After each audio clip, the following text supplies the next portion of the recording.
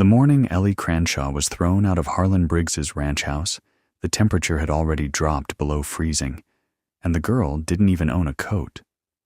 She stood in the hard-packed dirt of the yard, with nothing but a flour sack dress, a pair of too big boots she'd stuffed with newspaper, and a canvas bag holding everything she owned in the world. 2 books, a paring knife, a tin cup, and a photograph of her mother. She was 15 years old, and the man who was supposed to be her guardian had just told her she was worthless. "Girls can't cook," Harlan Briggs had said, spitting tobacco juice onto his own kitchen floor. "Girls can't do nothing useful. Your daddy owed me money, and I took you on to settle the debt, but you ain't worth the food I put in your belly. Get out."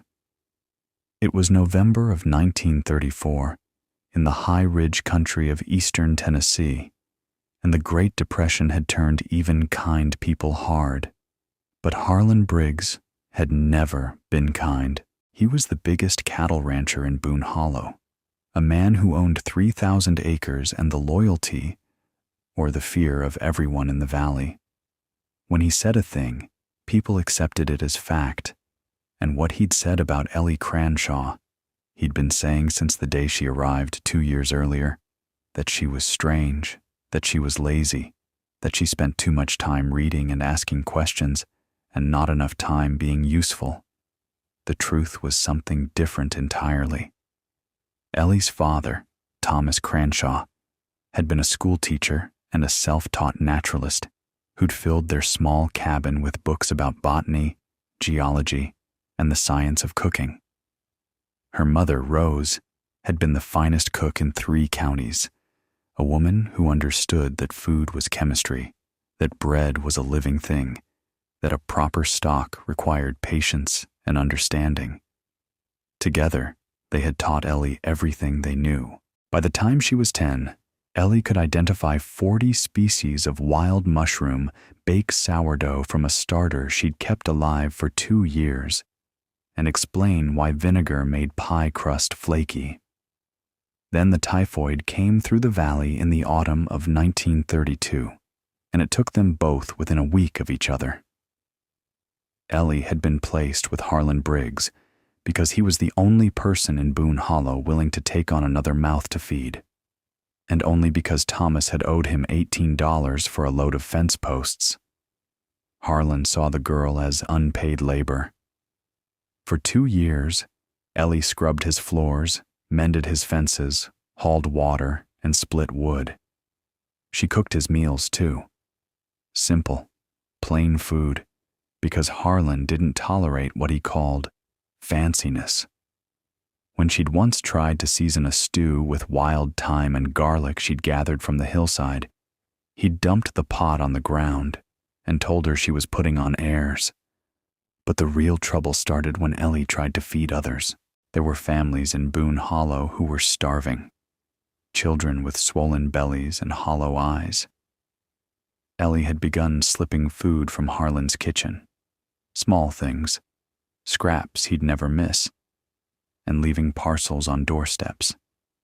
She'd also been foraging in the woods, gathering what her father had taught her to find: ramps, pawpaws, hickory nuts, Jerusalem artichokes. She'd been making simple meals from these wild ingredients and giving them away to anyone who was hungry. Harlan found out, not because he noticed the missing food, but because someone told him. Old Cora Stitch, who ran the dry goods store and kept track of everyone's business, mentioned that people were saying nice things about the Cranshaw girls' cooking, and that rubbed Harlan the wrong way. He didn't want anyone in his household earning praise he hadn't authorized. So he threw her out, and to make sure nobody took her in, he told everyone in town that she'd been stealing from him, not just scraps, but money and silver. It wasn't true, but Harlan Briggs's word was law in Boone Hollow. If you want to find out how a 15-year-old girl with nothing but 2 books and a paring knife built something that would transform an entire region, subscribe to this channel and tell me in the comments where you're watching from. Because what Ellie Cranshaw created in the mountains above Boone Hollow was something no one had ever seen before, and it started feeding people who had given up hope of ever having a full meal again. Ellie walked north. She didn't have a plan, exactly. She just knew that south led to town, east and west led to Harlan's cattle range, and north led up into the Smoky Ridge, where the mountains rose steep and wild, and nobody much bothered to go. She walked for most of the day, following deer trails through stands of bare oak and hickory, climbing higher as the air grew thinner and colder. By afternoon, her feet were bleeding through the newspaper in her boots, and she was shaking so hard she could barely hold her canvas bag. She almost didn't see the cave. It was set back from a narrow creek, half hidden behind a curtain of dead Virginia creeper, with an opening about 12 feet wide and 8 feet tall. The rock above it jutted out like a shelf, creating a natural overhang that kept the rain off the entrance. Ellie ducked inside and found that the cave went back about 60 feet, narrowing gradually before opening into a second, smaller chamber. The floor was dry, packed earth. The walls were smooth limestone, pale as cream, and it was warm.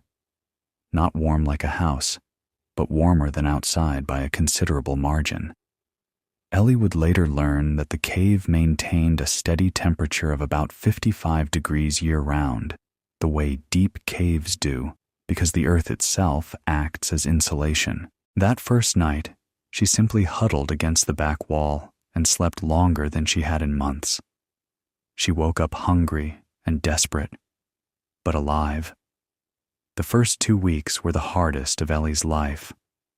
She survived on what she could find, the last of the fall's hickory nuts, dried persimmons still clinging to their branches, watercress growing along the creek.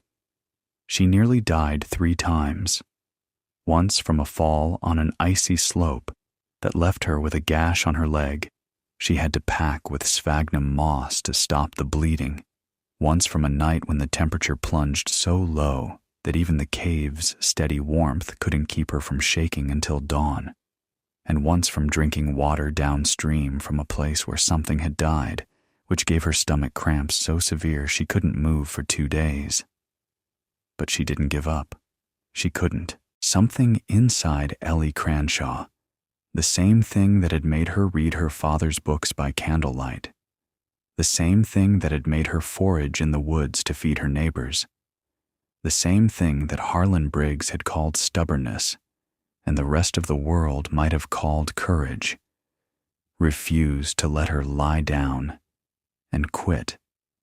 On the worst nights, she talked to herself, or rather, she talked to her mother. She'd describe what she was going to make when she got her hands on proper ingredients, the way a shipwrecked sailor might describe the house he'd build when he reached shore. It kept her sane. It kept her thinking forward instead of backward. She began to study the cave.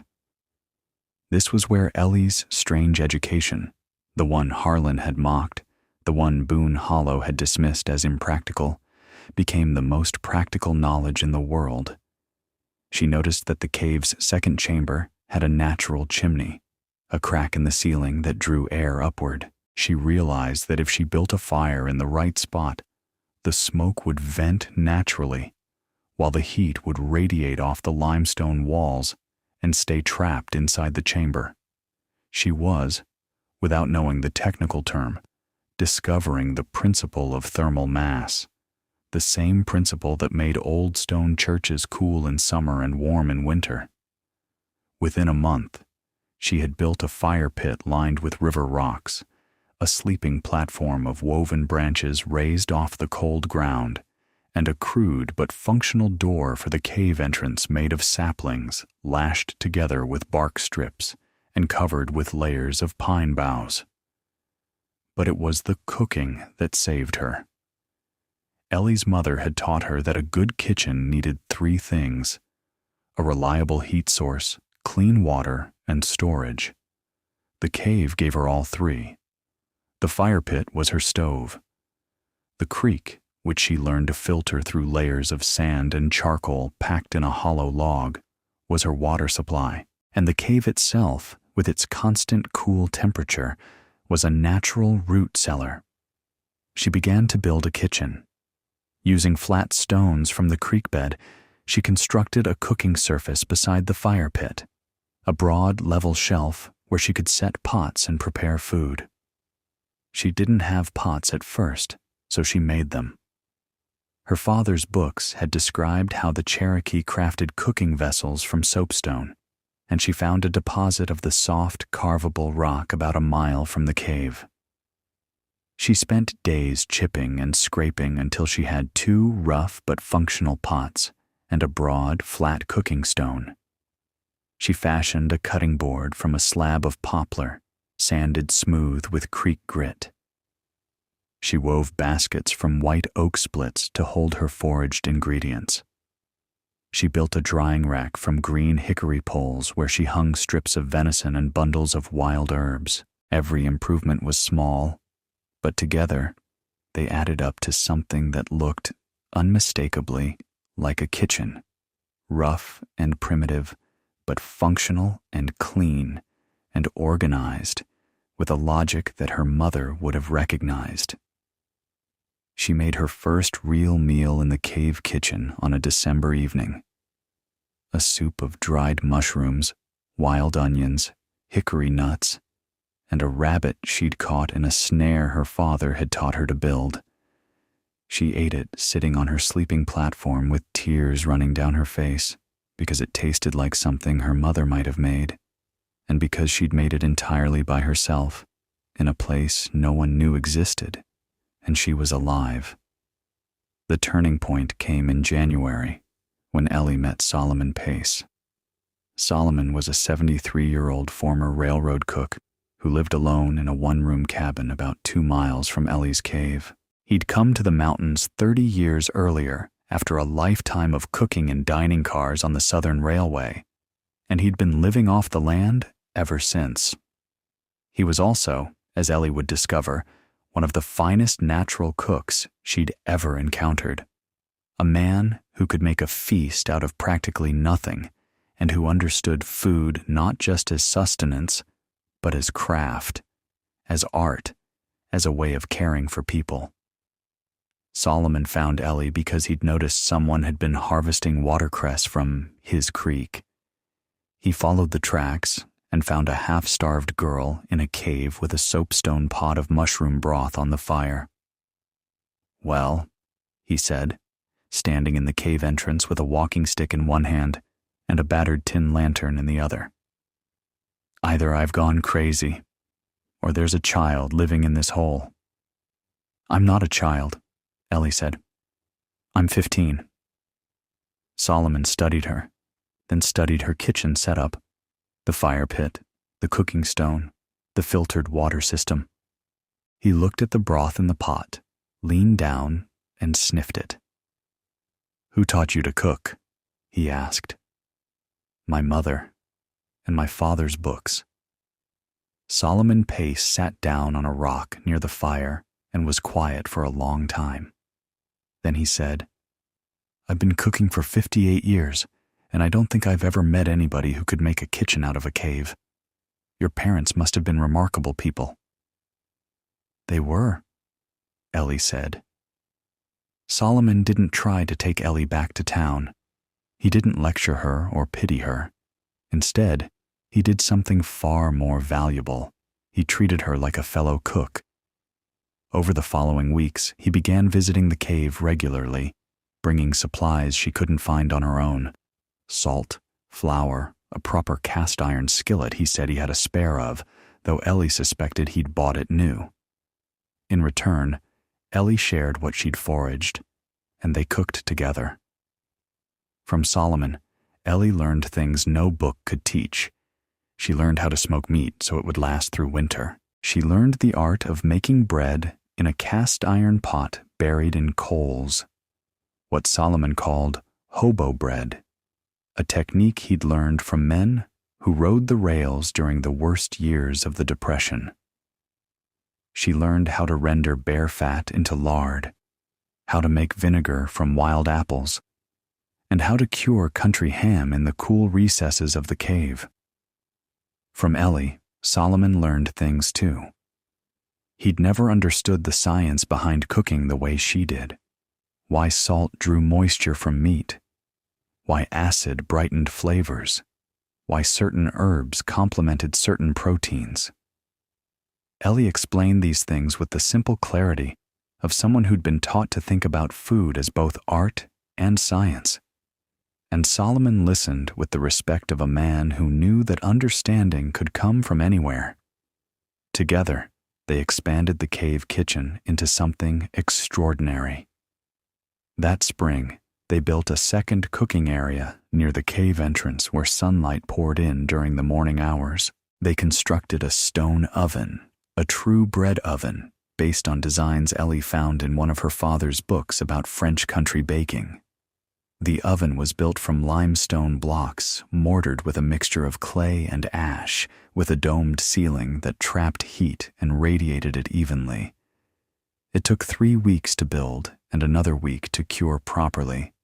But when Ellie pulled the first loaf of sourdough from its interior, golden crusted, perfectly risen, with a crumb so open and tender, it seemed impossible that it had been baked in a cave in the Tennessee mountains. Solomon sat down and laughed until he had tears in his eyes. "Girl," he said, "I cooked for governors and railroad presidents, and I never baked bread that good." They didn't stop there. Over that first year, Ellie and Solomon transformed the cave and the land around it into a functioning homestead centered entirely on food. They terraced the hillside below the cave entrance, building stone retaining walls and filling the terraces with rich soil carried up from the creek bottom. Ellie planted the terraces with herbs, greens, root vegetables, and the wild plants she'd been gathering: ramps, bee balm, mountain mint, and dozens of others. She'd saved seeds from everything she could find, drying them carefully and storing them in the cool interior of the cave. They built a smokehouse from stacked stone, a spring house over a small seep near the cave to keep milk and butter cold, and a drying rack where they preserved mushrooms, herbs, and strips of venison and fish. The cave's inner chamber became an aging room, its constant temperature and humidity perfect for curing meats, fermenting sauerkraut, and storing wheels of the simple cheese Ellie learned to make from goat's milk after Solomon traded a neighbor for 2 doughs. By the autumn of 1935, less than a year after Ellie had been thrown out with nothing, the cave kitchen was producing more food than 2 people could eat. And that was when Ellie made the decision that would change everything. She started feeding people again. It began small. Solomon knew a few families in the scattered mountain settlements above Boone Hollow, people even poorer than the folks in town, families living so far up the hollows that they'd been forgotten by everyone. Ellie began sending food home with Solomon to distribute: loaves of bread, jars of preserved vegetables, smoked fish wrapped in bark. Word spread, the way it does in mountain communities, slowly, through a network of trust and whisper. By the winter of 1935, people were making the trek up to the cave. They came hesitantly at first, embarrassed to accept charity from a girl living in a hole in the rock. But what they found wasn't charity. It was something else entirely. Ellie didn't just give people food, she taught them to cook. She held what she called kitchen days, inviting anyone who wanted to come up to the cave to learn. She showed women who'd been boiling the same pot of beans their whole lives how to make bread, how to preserve food safely, how to stretch a single chicken into 3 meals, how to dry apples so they'd last through the lean months, and how to make a nourishing soup from things most people would have thrown away: turnip greens, fish heads, vegetable scraps, and bones. She taught children to identify edible plants in the forest, turning foraging walks into adventures that left them with full baskets and full minds. She demonstrated how to build a root cellar, how to smoke meat, how to make vinegar and soap and medicines from the plants that grew wild all around them. The cave kitchen became a gathering place, a school, a community center, a place where people who had nothing could come and sit by a fire and eat something warm and good and learn how to feed themselves and their families. On the coldest days of that second winter, Ellie sometimes had 20 people crowded into the cave, passing bowls of stew and listening to Solomon tell stories about his railroad days, while Ellie showed a circle of women how to shape bread dough. By 1937, the operation had grown beyond anything Ellie could have imagined. The terraced gardens stretched along 300 feet of hillside. She had 6 goats, a flock of chickens, and 3 beehives built from hollow logs. She'd expanded the cave itself, widening the entrance and reinforcing it with timber framing, creating a space large enough to seat 40 people at the long tables she and Solomon built from salvaged lumber. The bread oven had been joined by a second, larger oven, and by a massive stone hearth with iron hooks for hanging kettles. She was 17 years old, and she was feeding people from 5 different mountain communities. The news eventually reached Boone Hollow. It was Cora Stitch, inevitably, who carried the story down the mountain. She'd heard from her cousin's wife that there was a girl up in the Smoky Ridge who'd built a kitchen in a cave and was feeding half the county. Cora told Harlan Briggs, expecting him to laugh. Harlan didn't laugh. He went white. Because the winter of 1937 had been brutal, and Boone Hollow was suffering. Harlan's cattle had been hit by disease, and 3 of his tenants had abandoned their farms. The town's one general store had closed. People were hungry, and they were angry, and when they heard that the girl Harlan Briggs had thrown out, the girl he'd called a thief and a liar, was up in the mountains feeding people for free, they started asking questions. Harlan tried to put a stop to it. He told people the food was probably poisoned, that Ellie was a witch, that no good Christian should have anything to do with her. But hunger has a way of overriding prejudice, and one by one, families from Boone Hollow began making the walk up to the cave. What they found silenced every lie Harlan had told. They found a clean, organized, remarkably well-built kitchen carved into the mountain itself. They found terraced gardens, even in winter, where cold frames and deep mulch kept greens growing under glass, salvaged from an abandoned greenhouse Solomon had found. They found smoked hams and strings of dried peppers hanging from the cave ceiling, barrels of sauerkraut and pickles and preserved fruit, wheels of cheese aging in the cool interior chamber. They found bread so good that grown men sat down and cried when they tasted it, because it reminded them of something they thought they'd lost forever. And they found Ellie Cranshaw, 18 years old, calm and steady, and not a trace of bitterness in her voice, handing them bowls of soup and saying, "Sit down. Eat. There's plenty." She fed them. She fed the people who had stood by and said nothing when Harlan threw her out. She fed the women who had whispered about her in church. She fed the children of men who had refused to take her in.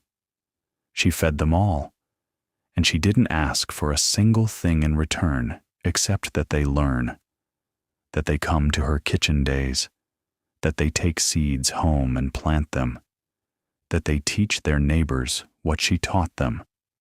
Solomon Pace died in the spring of 1938, quietly in his sleep, in the cabin he'd called home for 30 years. He left Ellie everything he had, his cast-iron cookware, his collection of recipe notebooks, and a letter that read, in part, "You are the finest cook I have ever known, and I have known many. But what makes you special isn't your skill. It's that you understand what food is really for. It's for bringing people together. It's for healing what's broken. Don't ever stop. Ellie didn't stop. In 1940, a young man named James Whitfield walked up the mountain to deliver a load of lumber Solomon's estate had ordered before his death. James was a carpenter from the next county over, a quiet, thoughtful man who'd grown up poor and put himself through 2 years of agricultural college before the money ran out. When he saw what Ellie had built, the terraces, the cave kitchen, the community she'd created, he asked if she needed any help. She did. And in James, she found not just a partner in work, but a partner in vision. They married in 1941, in the cave, with 60 people packed inside and bread baking in both ovens. Together, Ellie and James expanded the operation into something that would become legendary in eastern Tennessee. James built proper structures around the cave entrance, a dining hall with a soaring stone fireplace, a teaching kitchen with stations for 12 students, storage buildings, and a series of small guest cabins for people who traveled from farther away to learn. The cave itself remained the heart of everything. Its ancient stone walls now hung with copper pots and dried herbs, its bread oven still producing loaves that people swore were the best they'd ever tasted. By 1945, when the war ended and soldiers came home to a changed world, Ellie's Cave Kitchen had become an institution. She was running what amounted to a free cooking school, a food bank, and a community center, all from a mountainside that everyone had once considered worthless. She trained over 200 people in food preservation, bread baking, and mountain gardening. Families who'd been on the edge of starvation were now feeding themselves year-round, using the techniques she'd taught them. And then, in the autumn of 1946, Harlan Briggs came up the mountain. He was 68 years old and a broken man. His ranch was gone, sold off piece by piece to pay debts. His wife had left him. He was living in a rented room above the old general store, and he was hungry.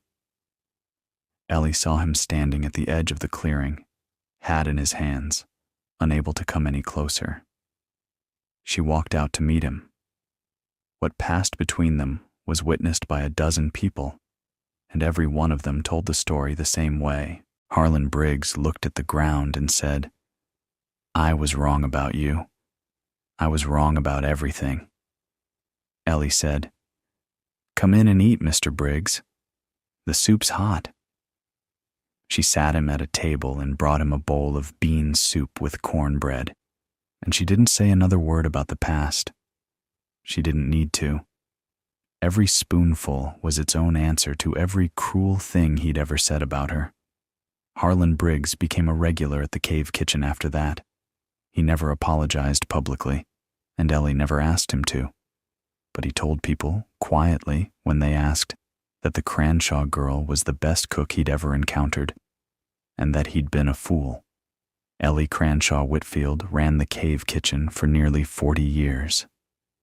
She and James had 3 children, 2 sons and a daughter, all of whom grew up in the shadow of the mountain, learning to bake bread and tend gardens and feed anyone who walked through the door. In the 1950s, the state of Tennessee recognized her work with an award for community service, and a Nashville newspaper ran a feature story about her under the headline, "The Cave Cook of Smoky Ridge." In the 1960s, a professor from the University of Tennessee came to study her terracing techniques and her methods of year-round food production in cold climates, and he wrote a paper that was cited in agricultural journals for the next 20 years. Visitors marveled at how she'd used the cave's natural temperature regulation to create a perfect environment for fermenting, aging, and storing food, techniques that modern food science was only beginning to understand. In the 1970s, when the Back to the Land movement brought young people to Appalachia searching for a simpler way of life, Ellie's cave kitchen became a pilgrimage site, a place where idealistic college students could learn practical skills from a woman who'd been living them since before they were born. Through it all, Ellie remained exactly who she'd always been, a woman who believed that food was the most powerful force for good in the world, and that a full table was the answer to nearly every problem. She never turned anyone away. She never charged a penny. She never forgot what it felt like to be hungry, and she never stopped trying to make sure no one else had to feel that way. James Whitfield died in 1971, and Ellie carried on alone, with help from her children and a growing network of former students who considered the cave kitchen a second home. She baked bread every morning until she was 79 years old, when her arthritis finally made it too painful to knead dough. Even then, she sat in a chair by the oven and talked her granddaughter through every step. Ellie Cranshaw Whitfield died on a March morning in 1982, in her sleep, in the cabin James had built for them beside the cave. She was 82 years old.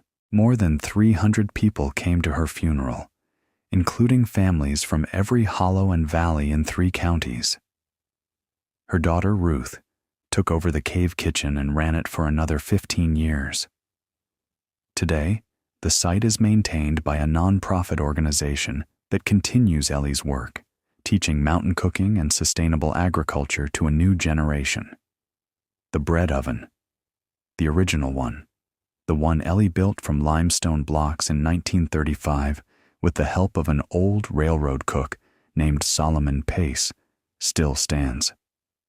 They fire it up every Saturday, and they still use Ellie's sourdough starter, which has been kept alive continuously for over 80 years.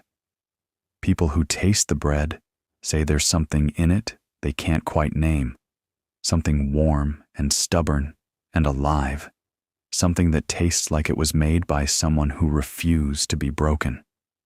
Here is what I think about. When I think about Ellie Cranshaw, I think about a girl standing in a frozen yard with no coat and nothing to her name, being told she was worthless by a man who didn't have a fraction of her talent or her courage. I think about how the very thing that got her cast out, her love of cooking, her desire to feed people, her refusal to make herself small, was exactly what saved her life and the lives of hundreds of others. I think about how the qualities that Boone Hollow called flaws, the mountains called gifts, and I wonder, what are you carrying right now that someone has told you is worthless? What skill? What passion? What strange and stubborn part of yourself have you been told to hide, to shrink, to give up on? Maybe it's something creative that someone said was a waste of time. Maybe it's a way of seeing the world that others don't understand. Maybe it's a kindness that people have called weakness, or a dream that people have called foolish. Because if Ellie's story teaches us anything, it's that the things that make us different are almost always the things that make us extraordinary. We just have to find the right place to let them grow. Every person who told Ellie she couldn't cook, every person who said she was putting on airs, every person who looked the other way when she was cast into the cold, they were all wrong. And the proof wasn't in anything she said. It was in what she built. It was in the bread. It was always in the bread. Ellie Cranshaw was thrown out with nothing. She built a kitchen in a cave, and from that kitchen, she fed a world. What could you build if you stopped listening to the people who told you it was impossible? If this story moved you, if it made you think about your own gifts and the people who tried to diminish them, hit subscribe for more stories about ordinary people who accomplished extraordinary things. And remember what Ellie proved with every loaf of bread, every bowl of soup, every seed she planted on that cold mountainside, that the best response to cruelty is creation, and that a full table can heal what nothing else can.